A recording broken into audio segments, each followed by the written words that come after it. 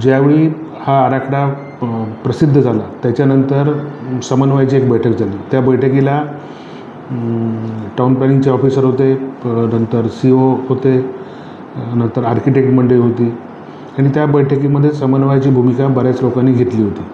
परंतु ते काही लोकांनी तिथे हा DP रद्द होण्याची मागणी केली आणि त्यावेळी देखील माझी भूमिका अशी होती की हा DP काही रद्द होणार नाही, परंतु ह्या DPमध्ये जे आवश्यक बदल आहेत हे करून द्यायचे, हे तिथे टाउन प्लॅनिंगचे अधिकाऱ्यांनी असतील, COने असतील ते मान्य केले होते.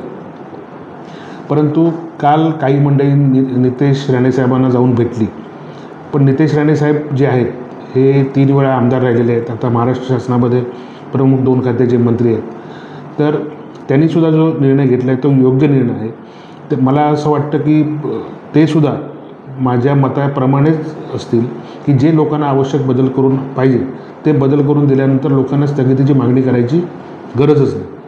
आणि असं कुठच्याही माणसाला आपण म्हटलेलं नाही की हे काम होणार नाही, हे नाही होणार, हे नाही होणार, हे नाही. परंतु हा विकास आराखडा जो बनला जातो आहे ह्याच्यामध्ये भविष्यामध्ये ह्याचा फरक आपल्याला जाणून येईल आणि ह्याच्यामध्ये कोणाचंच नुकसान होणार नाही. नाहीतर DP आराखडा बनवला असता कशाला शासनाने, कोणाचीच होणार नाही. फुकट जागा कोणाची घेतली जाणार नाही, त्याचा मोबदला दिला जाणार. नंतर तुमचं एखाद्या त्याच्यावर झाडं असतील, घरं असतील, त्याचं मूल्यांकन होणार आणि तो त्याचं पर्सेंटेज ठरलेलं आहे, किती दुप्पट करायचं, काय करायचं हे ठरलेलं आहे सगळं. म्हणजे भविष्याचा विचार करून हा आराखडा होणे गरजेचं आहे. हा खरा अपेक्षित 2 वर्षापूर्वी पब्लिश होणं अपेक्षित होता, परंतु आत्ता झाला आहे आणि ह्याच्यामध्ये ज्या ज्या सुधारणा पाहिजे, ज्या चुका झाल्या असतील त्या निस्तारतो ना आपण. आणि ती आमदार म्हणून मी जबाबदारी घेतली होती. फक्त काही लोकांना याच्यात राजकारण करायचं आणि त्याच्यामुळे चाललं आहे, बाकी काही नाही. राजापूर असेल किंवा लांजा असेल ह्या भागामध्ये औद्योगिकरण होणं गरजेचं आहे आणि ह्याच्याकरता देवेंद्र फडणवीस साहेब असतील, एकनाथ शिंदे साहेब असतील, खासदार राणेसाहेब असतील, उदय सामंत असतील, ह्यांच्या माध्यमातून ह्या ठिकाणी इलेक्ट्रिकल व्हेकल्सचे कारखाने आणण्याचा आपण इथे प्रयत्न करतो. तसंच तिथलं जे बंदर आहे ते बंदरसुद्धा डेव्हलप करण्याचा आपण प्रयत्न करतो आणि त्याला लवकरात लवकर यश येईल. परंतु मी बऱ्याचशा ज्या विरोध करणारी लोकं होती यांच्याशी वैयक्तिक मी देखील चर्चा केली, उद्योगमंत्र्यांनी देखील चर्चा केली आणि ह्याच्यातून चांगला मार्ग निघाल्याची मला पूर्ण खात्री आहे.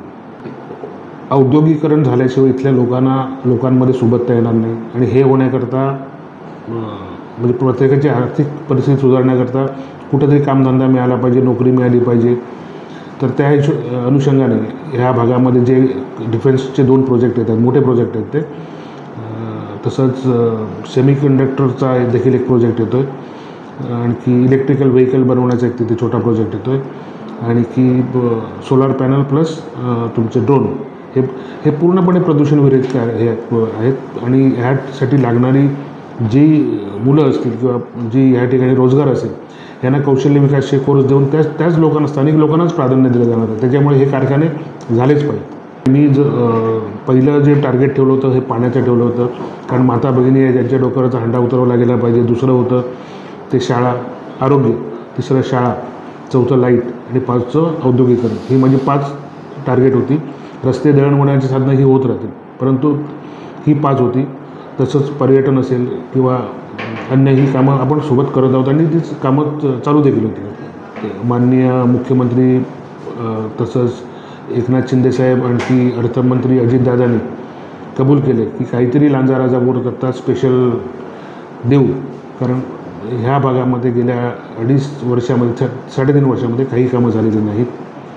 त्याला राजकीय कारणं देखील होती, परंतु मला या ठिकाणी अजितदादांचं मुद्दाम कौतुक करावंसारखं वाटतं की अधिवेशन काळामध्ये त्यांनी मला शब्द दिला आहे की लांजा राजापूरमध्ये तुला कामं मंजूर करून देईल.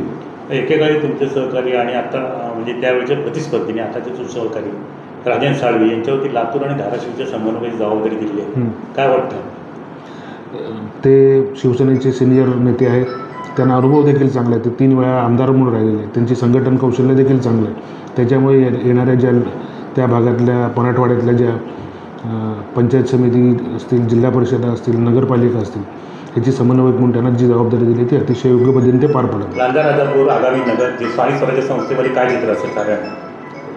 वरिष्ठांकडून जो आम्हाला मेसेज आला आहे की आपल्याला महायुतीच्या माध्यमातून निवडणुका लढवायच्या आहेत, त्याबाबत तर रवींद्र चव्हाण साहेब असतील, तसंच राजेश सावंत असतील, यांनी याबाबत योग्य ते मार्गदर्शन केलेलं आहे आणि त्यापुढे आपण त्या पद्धतीने महायुतीच्या माध्यमातून निवडणूक. हो. टाइम्स डिजिटलला लाईक करा, शेअर करा, सबस्क्राईब करा आणि बेल आयकॉन दाबायला विसरू नका. Times digital.